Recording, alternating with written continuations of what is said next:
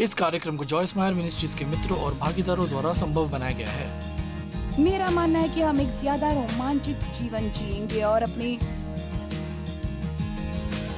जीवन का अधिक आनंद लेंगे यदि हम सीखते हैं कि रोजमर्रा के आधार पर परमेश्वर से कैसे लेना है जो वो हमें देने की कोशिश कर रहे हैं।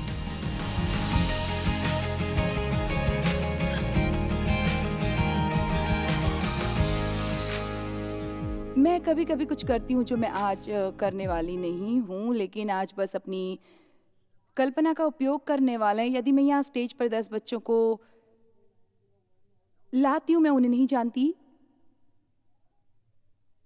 लेकिन मैं उन्हें पैसे देना शुरू करती हूँ, तो उनमें से एक भी नहीं होगा जो इसे लेने से इनकार करे।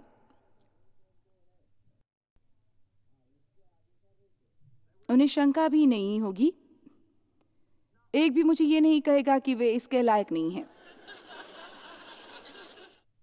क्या आप वहां पर हैं? और वे इसे स्वीकार करेंगे और मैं उन्हें ऐसा करते हुए देखूंगी, वे इसे खुशी से लेते हैं। आमीन। और मेरा मानना यह है कि हम एक ज्यादा रोमांचित जीवन जिएंगे और अपने जीवन का आनंद लेंगे यदि हम सीखते हैं कि रोजमर्रा के आधार पर परमेश्वर से वो कैसे लेना है जो वो हमें देने की कोशिश कर रहा है। क्या आज यहाँ कोई है घर पर?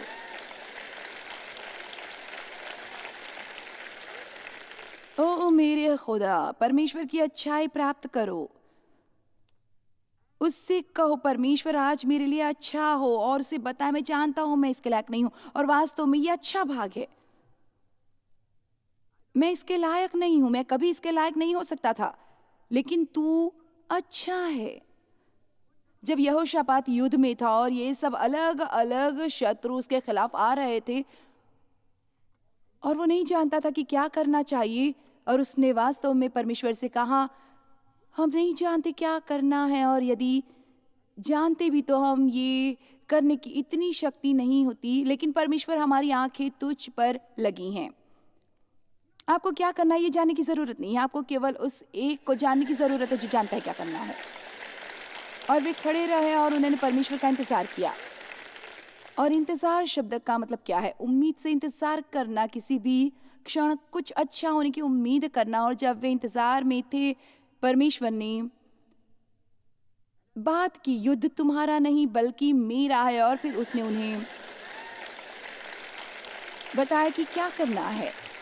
बाहर जाओ, अपनी जगह लो और स्थिर खड़े रहो, प्रभु के उद्धार को देखो जो आज तुम्हारे लिए काम करेगा। खैर, यहोशापात की स्थिति भी जमीन की तरफ मुंह कर दंडवत करना और स्तुति करना, लेकिन जबकि उसने ऐसा किया, उसने गाने वालों को गाने के लिए बाहर भेजा और उन्होंने जो गीत गाया, यहोवा का धन्यवाद करो क्योंकि वो भला है, उसकी करुणा सदा की है। यहोवा का धन्यवाद करो क्योंकि वो भला है, उसकी करुणा सदा की है। यहोवा का धन्यवाद करो क्योंकि वो भला है, क्योंकि उसकी करुणा सदा की है, उसकी करुणा सदा की है। वे परमेश्वर से कुछ करने की उम्मीद कर रहे थे। वे उम्मीद कर रहे थे कि परमेश्वर उन्हें उनके शत्रुओं से मुक्ति दिलाए, और वे इसके बारे में विशेष रूप से चिंतित नहीं थे कि क्या वे इसके लायक हैं या नहीं। वे सिर्फ उद्धार चाहते थे। और जरा अंदाज लगाइए, बाइबल में लिखा है कि शत्रु इतना भ्रमित हो गया कि उन्होंने एक दूसरे को मार डाला।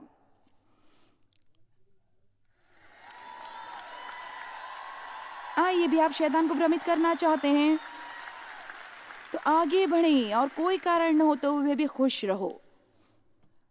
बस आगे बढ़कर अपनी जीवन का आनंद लो, जबकि आपको समस्या है जिस पर परमेश्वर काम कर रहा है।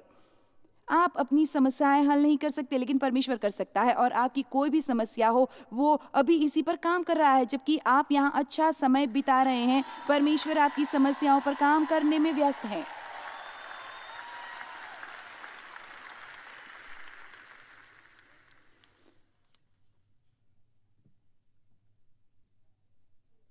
लेने के लिए एक धारक की तरह काम करें और जो पेश किया जा रहा है उसे ले लें।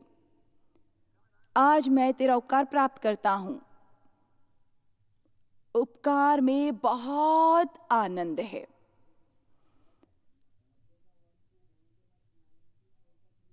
रेस्टोरेंट में सबसे बढ़िया टेबल मिलना उपकार है। उपकार है, बल्कि आपको एक कूपन देना जिसके बारे में आप जानती नहीं थे, और वो आपको आपकी खरीदी पर $20 की छूट देते हैं। उन्हें करने की जरूरत नहीं है, लेकिन परमेश्वर ने आपको वो एक छोटा सा संकेत दिया। आइए भी, इस तरह की चीजें हर समय आपके साथ हो सकती हैं, और यही है जो परमेश्वर के साथ आपके रिश्ते का आनंदी हिस्सा बन जाता है। और ये सिर्फ इसके उसके बारे में नहीं है। और आप जानते हैं, जब आप प्रार्थना करते हुए धार्मिक होने की कोशिश करते हैं, तो ये सुनिश्चित कर लें कि आप सभी कानूनों और नियमों और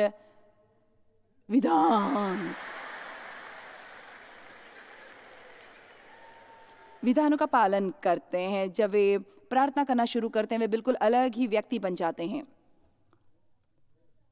ओ तू पवित्र। ओह, मैं किसी का मजाक नहीं बना रही हूँ, लेकिन मैं सिर्फ ये कह रही हूँ कि बस वही बने रहे जो आप हैं।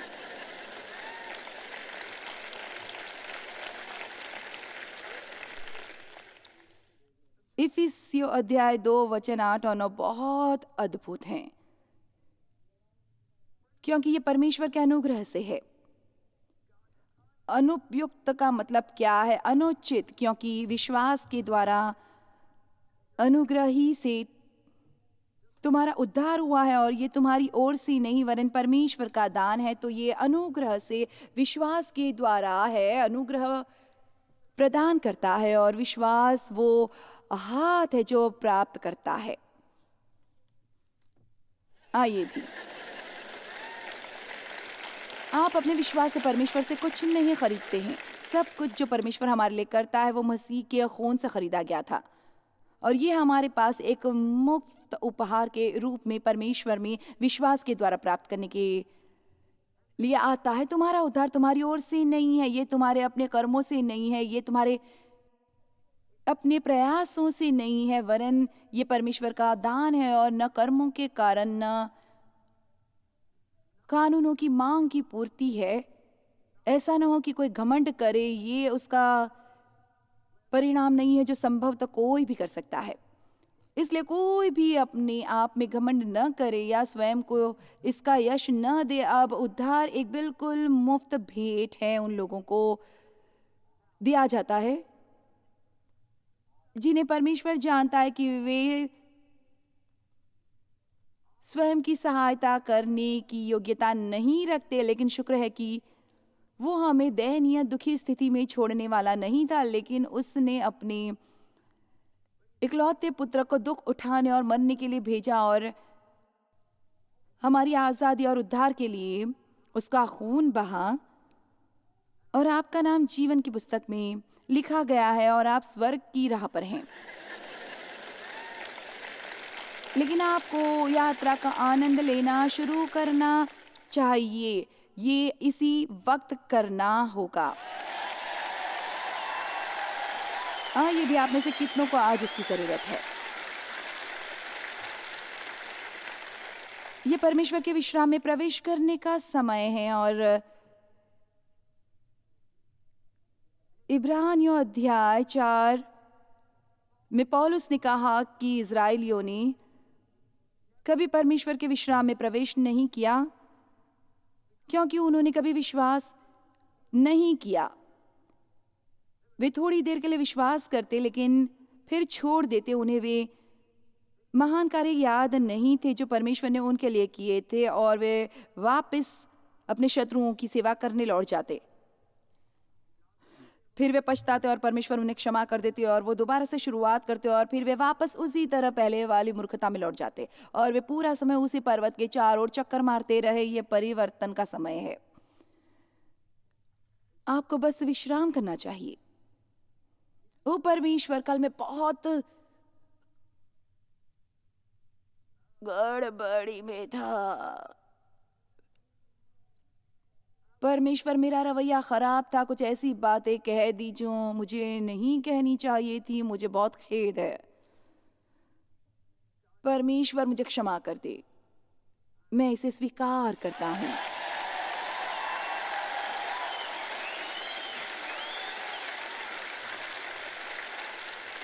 और ज्यादा दुष्ट क्या है, और मैं आज को कल के बारे में बुरा महसूस करके बर्बाद करने वाला नहीं हूँ। और ये भी कल के बारे में बुरा महसूस करके आज को बर्बाद करना बंद करें। कल खत्म हो गया है। आप ये कर सकते हैं कि अपनी गलतियों से सीखें और अफसोस करें कि आपने गलती की, लेकिन अब जारी रखें और इस दिन का आनंद लेकर शैतान को हरा दें पूरी तरह से। अब ठीक है, ये कुछ महत्वपूर्ण है। आप वो नहीं दे सकते हैं जो आपके पास नहीं है। इससे आपका मतलब क्या है? ठीक है, यदि आप परमेश्वर की दया प्राप्त करना नहीं जानते हैं तो दूसरे लोगों को जिन्हें इसकी ज़रूरत है आप दया देना कैसे जानेंगे? यदि आप अपने प्रति कठोर हैं तो आप दूसरे लोगों के प्रति भी कठोर होंगे। क्या आप सुन रहे हैं? ये वचन परमेश्वर की तरफ से है। यदि आप अपने प्रति कठोर हैं तो आप अन्य लोगों के प्रति भी कठोर होने वाले हैं। यीशु ने कहा, तुमने सेंत मेंत पाया है, सेंत मेंत दो। एक अच्छा पाने वाला एक अच्छा दाता बनता है। आमीन। और आप विशेष रूप से जो इसके लायक नहीं है उन लोगों को क्षमा करना पसंद है, क्योंकि इस तरह से आप उन्हें परमेश्वर का प्रेम दिखा सकते हैं। यदि कारण है कि अपने दुश्मनों से प्रेम करना उनके लिए और शैतान के लिए उलझन भरा है। यीशु ने कहा, किसी ऐसे से प्रेम करना आसान है जो भला है और आपसे प्रेम करता है, लेकिन मैं तुमसे कहता हूँ अपने शत्रुओं से प्रेम करो। उन लोगों से प्रेम करो जिन्होंने तुम्हें गाली दी और तुम्हारा उपयोग किया है, और ऐसा करने से तुम उनके सिर पर जलती आग के अंगारों का ढेर रखते हो। और इससे पहले कि आप इसके बारे में रोमांचित हो, ये कोई बुरा काम आप उसके साथ नहीं कर रहे। वो जलती आग के अंगारे परमेश्वर का प्रेम है, सिर्फ परमेश्वर का प्रेम। यीशु ने कहा, तुम्हें पवित्र आत्मा और आग से बपतिस्मा दिया जाएगा, और वो आग उसके प्रेम की आग है। प्रेम सब पर विजय पाता है। प्रेम हमेशा हर लड़ाई जीतता है। हमें परमेश्वर से उन चीज़ों को लेना सीखना चाहिए जो वो अपने अनुग्रह से उदारता से प्राप्त करता है, नहीं तो हम अपना जीवन संघर्ष करने और निराशा में बिता देते हैं। मैंने स्वयं को बदलने की कोशिश में कितने साल संघर्ष किया। हर बार जब मैं चर्च जाती थी तो मेरी पहले से ही दोषों की लंबी सूची में कुछ और जुड़ जाता था, क्योंकि मैं अच्छे उपदेश सुनती थी, लेकिन पास्टर जिस पर उपदेश करता था उससे मुझे समस्या थी। उससे फर्क नहीं पड़ता कि वो क्या था, और मैं उससे सहमत थी। और मैं घर जाती और बदलने वाली होती, लेकिन मुझसे कुछ छूट गया और मैंने इस समीकरण से परमेश्वर को बाहर छोड़ दिया। मैं ये करने वाली थी। ये भी क्या आप मेरे साथ हैं? और हम नहीं जानते कि अपने आप को कैसे बदलना है, क्योंकि हम एक छोरे से दूसरे छोर तक जाते हैं। मैं पास्टर को बहुत ज़्यादा बोलने पर सुनती थी। बोलने से पहले सोचने की ज़रूरत है, और बेशक मुझे तुख्त अपराधी ठहराया जाता, क्योंकि मेरा मुंह कभी भी बंद नहीं रहता था। और इसलिए फिर मैं फैसला करती, बस और नहीं, अब से मैं खामोश रहने वाली। तो फिर मैं घर जाती और कुछ नहीं बोलती। ये भी कोई मेरे साथ है? और फिर जल्द ही डेव कहता, तुम्हें क्या हो गया है? खैर, ऐसा ही होता है, कुछ भी ठीक नहीं कर सकते। यदि आप ज्यादा बोलते हैं उन्हें अच्छा नहीं लगता, बिल्कुल नहीं बोलते उन्हें अच्छा नहीं लगता। ये भी आप जानते हैं, आप भी इससे गुजरे हैं। परमेश्वर आपको अपने आप को बदलने देने वाला नहीं है। वो चाहता है कि आप उससे लें और कहीं, परमेश्वर मैंने जो सुना उसमें मैं सहमत हूँ, मैं दोषी हूँ और मुझे अफसोस है और मैं बदलना चाहता हूँ, लेकिन जब तू मुझे नहीं बदलता मैं बदल नहीं सकता।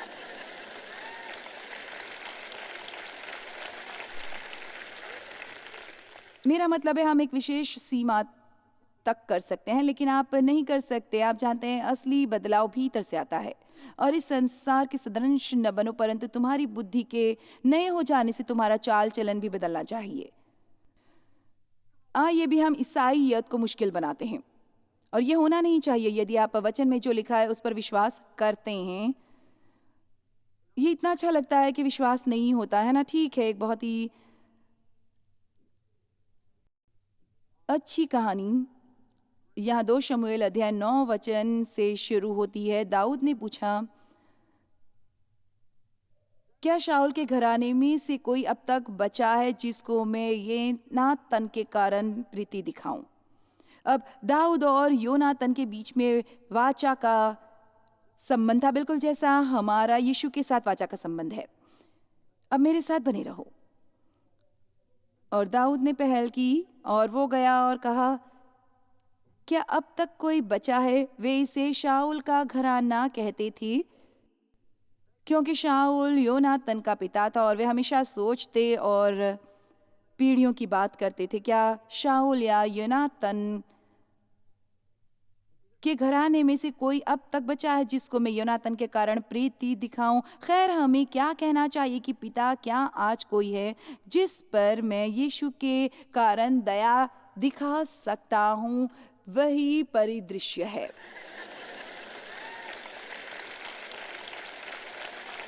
ऐसा नहीं है कि कोई इस लायक है। उसने ऐसा नहीं कहा, क्या यहाँ कोई मेरी दया के लायक है? उसने केवल सच बयान किया, क्या यहाँ कोई है जिसकी मैं योनातन के कारण मदद कर सकता हूँ और दयालु हो सकता हूँ? यदि आप हमेशा देख रहे हैं, यदि आप किसी की मदद करना चाहते हैं, लेकिन किसी की मदद करने का आपका एक ही तरीका होगा कि यदि वे इसके लायक नहीं, आप पूरे मुद्दे से भटक रहे हैं। शाऊल के घराने का सीबा नाम का एक सेवक था, उसे दाऊद के पास बुलाया गया और जब राजा ने उससे पूछा, क्या तू सीबा है? तब उसने कहा, हाँ, तेरा दास वही है। राजा ने पूछा, क्या साउल के घराने में से कोई अब तक बचा है जिसको मैं परमेश्वर की प्रीति दिखाऊं? सीबा ने राजा से कहा, हाँ, योनातन का एक छोटा तो है, लेकिन वो दोनों पांवों से लाचार है। खैर, कौन नहीं है? आइए भी इसे समझे और इसे गहराई में उतरने दें। दूसरे शब्दों में, सीबा एक तरह कह रहा था, खैर, एक बच्चा छूट गया है, लेकिन हो सकता है तुम उनकी मदद करना न चाहो क्योंकि वो दोनों पांवों से लाचार है। इस व्यक्ति को समस्या है। दाऊद ने तुरंत कहा, वो कहाँ है? और सीबा ने उत्तर दिया, वो तो लोदबार नगर में अम्मी के पुत्र माकीर के घर में रहता है, और यही ऐसे लोग रहते थे। लूदेबार जैसे सचमुच नीचा दबार। तब राजा दाऊद ने उसको लोदबार से अम्मी के पुत्र माकीर के घर से बुलावा दिया। ये जगह जैसे कुछ भयानक नहीं लगती? जब मपीतोबेश, जो योनातन का पुत्र और शाऊल का पोता था, दाऊद के पास आया, तब मुंह के बल गिर के दंडवत किया। दाऊद ने कहा, ए मपीबोशेत। उसने कहा, तेरे दास को क्या आ गया? दाऊद ने उससे कहा, मत डर, तेरे पिता योनातन के कारण मैं निश्चय तुझको प्रीति दिखाऊंगा। और आज परमेश्वर आपसे कहना चाहता है, यदि तुम यीशु में विश्वास करते हो, मैं तुम पर दया दिखाऊंगा। इसलिए नहीं कि तुम इसके लायक हो, लेकिन ये यीशु के लिए करूंगा। ये मैं यीशु के लिए करूंगा। Come on, come on. ये मैं यीशु के लिए करूंगा। अब जानते हैं यीशु के नाम में प्रार्थना करने का मतलब क्या है? विस्तारित बाइबल में लिखा है, जब आप यीशु के नाम में प्रार्थना करते हैं, आप पिता के सामने सब कुछ यीशु है ये प्रस्तुत करते हैं। आप ये नहीं कर रहे हैं क्योंकि मैं अच्छा हूं, इसलिए मेरी प्रार्थना सुन और उत्तर दे। आप कह रहे हैं यीशु के लिए ये कर। दाऊद ने उससे कहा, मत डर, तेरे पिता योनातन के कारण मैं निश्चय तुझको प्रीति दिखाऊंगा, मैं तुझे बहाल करूंगा। हालेलुया। परमेश्वर आपको वो सब बहाल करना चाहता है जो शैतान ने चुरा लिया है। और तेरे दादा शाऊल की सारी भूमि तुझे फेर दूंगा और तू मेरी मेज पर नित्य भोजन कर। लेकिन यहाँ समस्या है। महीबोशेत ने दंडवत करके कहा, तेरा दास क्या है कि तू मुझ ऐसे मरे कुत्ते की ओर दृष्टि करे। यहाँ उसको समस्या थी। वो अपने स्वयं के बारे में ऐसा सोचता था और उसने सोचा कि जैसा वो स्वयं के बारे में सोचता है वही दाऊद को भी उसके बारे में लगता होगा।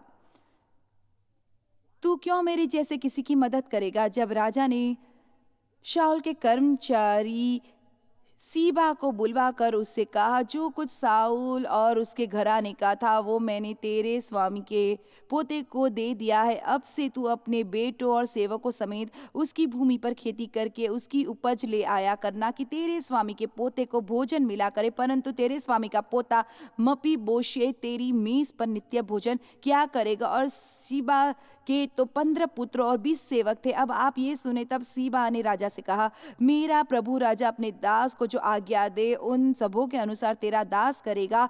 तो मपीबोशेत दाऊद की मेज पर राजा के पुत्रों की तरह भोजन किया करता। और मपीबोशेत का मीका नाम का एक छोटा बेटा था और सीबा के घर में जितने रहते थे वे सब मपीबोशेत की सेवा करते थे। मुझे खाना मत, यहाँ आशा है। और मपीबोशेत यरूशलेम में रहता था क्योंकि वो राजा की मेज पर नित्य भोजन किया करता था और वो जबकि वो दोनों पांवों का पंगुला था।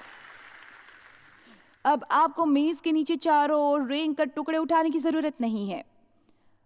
आप उठ सकते हैं और अपना छोटा सा पिछवाड़ा कुर्सी पर रख दें और आप वहाँ राजसी ठाठ से बैठ सकते हैं। भले ही आप जानते हैं कि आप बहुत एक गड़बड़ में हैं और आपको इतनी समस्याएं कि आप उन्हें गिन भी नहीं सकते। आपको ये करना है कि परमेश्वर के साथ ईमानदार होना है।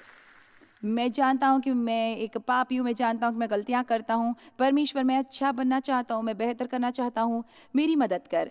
तू मेरी एकमात्र सहायक है जिस पर मैं भरोसा करता हूँ और सहारा लेता हूँ। तुझसे दूर होकर मैं कुछ नहीं कर सकता, लेकिन तेरे साथ मैं सब कुछ कर सकता हूँ। मैं तेरी दया प्राप्त करता हूँ, मैं तेरी भलाई स्वीकार करता हूँ, मैं वो सब कुछ स्वीकार करता हूँ जो तू मेरे लिए करना चाहता है। और ये बहुत अच्छा है क्योंकि मैं जानता हूँ मैं इसके योग्य नहीं हूँ।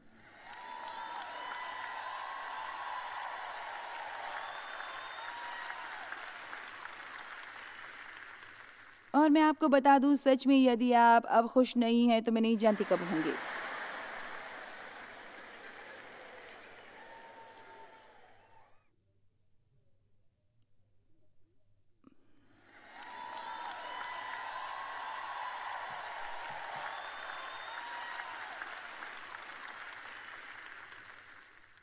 मुझे इस वचन के साथ समाप्त करने दें। हर कोई सिर्फ उठे और खड़े हो जाए। रोमियो 8 वचन 32, जिसने अपने निज पुत्र को भी न रख छोड़ा परंतु उसे हम सब के लिए दे दिया, वो उसके साथ हमें और सब कुछ क्यों कर न देगा, क्यों कर न देगा। ओ, आपको खुश होने की वजह मिल गई। चलिए भी आप इस वक्त खुश हो सकते हैं। आप अपनी स्वर्ग की राह पर हैं और आप अपनी यात्रा का आनंद लेने वाले हैं। आमीन। अपने हाथ ऊपर उठाए। पिता यीशु के नाम में मैं इन लोगों को आशीष देती हूँ। ये मैं तेरे नाम में करती हूँ और जिसे तू आशीष देता है वो शापित नहीं हो सकता। मैं उन्हें आशीष देती हूँ और मैं हर श्राप की शक्ति को तोड़ती हूँ जो कभी भी उन पर बोली गई है। हर पीढ़ी का श्राप, हर रक्त संबंधों का श्राप, मैं उनके खिलाफ आने वाली हर दुष्टता पर अधिकार करती हूँ और तेरे महान नाम में यीशु मैं उन्हें आशीष देती हूँ। और मैं कहती हूँ कि वे जब अंदर जाते हैं तो धन्य हो और जब बाहर आते हैं तो धन्य हो और वे जहाँ कहीं भी जाते हैं उन पर उपकार हो। यीशु के नाम में आमीन। मुआ, लव यू। और ये याद रखो, जो हमारे पास नहीं वो हम नहीं दे सकते। ये ज़रूरी है कि हम सीखें कि परमेश्वर की दया और क्षमा को कैसे स्वीकार करें, तब हम लोगों को इन्हें दे सकते हैं जिनकी ज़रूरत हो। एक अच्छा पाने वाला अच्छा देने वाला बनता है, और यही है जो हमारे जीवन को हर रोज़ कुछ रोमांच में बदलता है और हमें आनंद देता है।